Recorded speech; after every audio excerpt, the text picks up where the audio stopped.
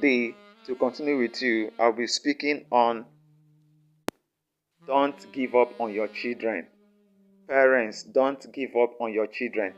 Even if everybody decides to give up on your children, but you, being a father, a mother, please don't give up on your children. And to enlighten us on this, I want to share with you the story of Ben Carson's mother. I believe that this story is going to be of great lesson to you because most of the time, parents, when they give up on their children, it becomes something else. But if we don't give up on children, on our own children, even if others do, then we discover that we are going to make out best out of them. The turning point in Dr. Ben Carson's life was his mother's constructive disciplinary action, which opened up a new world for him. The question is, what did she do? Ben Carson's mother refused to give up on her children in spite of seeming disadvantages. A single mother who dropped out of school in the 3rd grade, she was married at the age of 13. As would be expected, the young Carson boys grew up under very challenging circumstances. As a result, Ben developed a violent and uncontrollable temper and performed very poorly at school. Other students called him dummy, and he was at the bottom of his class by the 5th grade. Even though neither of them was a very good student in school, their mother, Mrs. Sonia Carson, had faith in the potential of her children. She believed that her children were special and was determined not to allow her challenging environment to become a limitation to them. She believed that Carson and his brother were not going to turn out like her.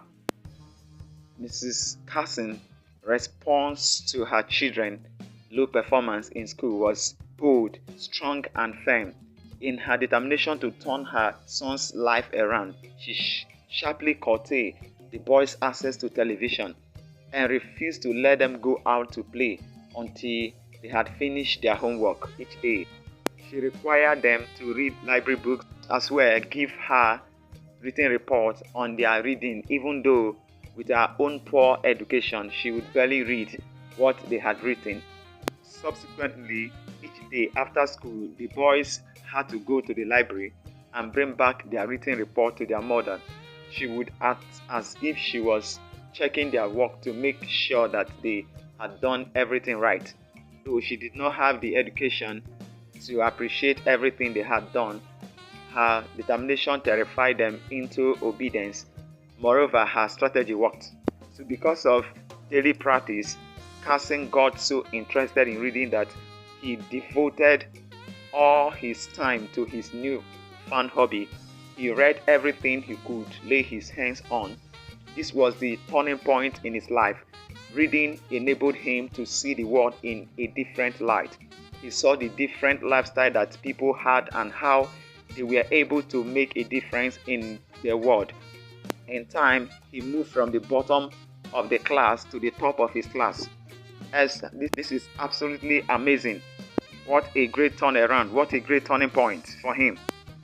Ben Carson became the first doctor of pediatric neurosurgeon who successfully separated Siamese twins joined at the head. The question is, who said that your child is dull? Please disagree with them.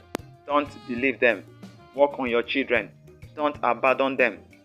Benjamin Franklin said, investment in education yield the highest dividends. And Proverbs 29:15 says, correction and discipline are good for children. If they have their own way, they will make their mother ashamed of them.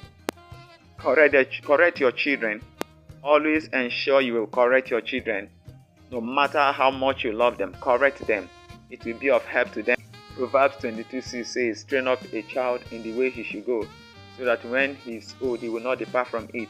This means that there is a consistent follow-up. It's not just to give them money.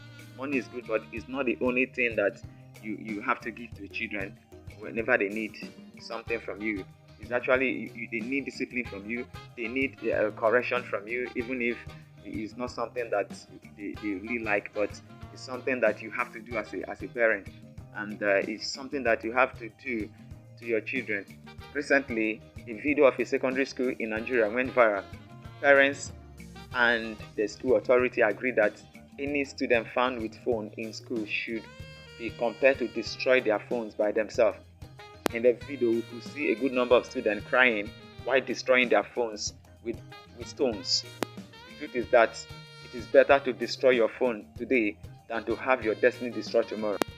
Parents, please save that your child. Don't give up on him or her.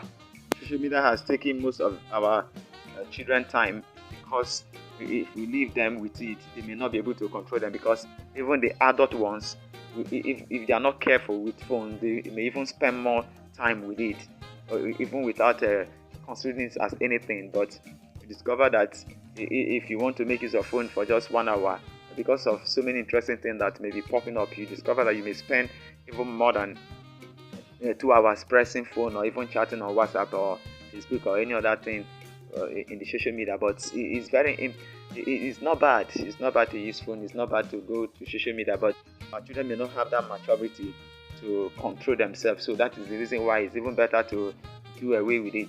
When you go to higher institution, you discover that those students who couldn't get corrected while they were in secondary school, they spend more of their time pressing phone. Even when they have lectures in class going on, you still see them wasting their time, spending time with their phone. It's not really normal. I really want us to really pay attention to our children now that they are with us, now that we can easily have access to them, because by the time they are out of home and now in higher institution, it's only when we see them that is when we can talk to them. But when they are in school, you don't have any connection anymore. You can only call them on phone. Even if you want to visit, you are not going to stay with them all through, so you still go and come back. So this is the best time. That is why the Bible says that train up a child in the way he should go, because at a time he's going to separate from you.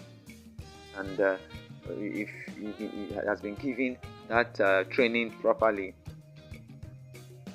he's going to work with it, and you discover that at the end of the day, you'll be the most happiest person. Even your child too will be happy that you did that for him.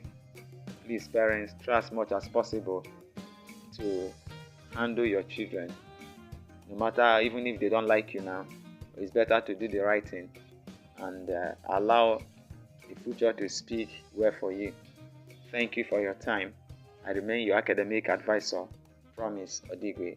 Bye.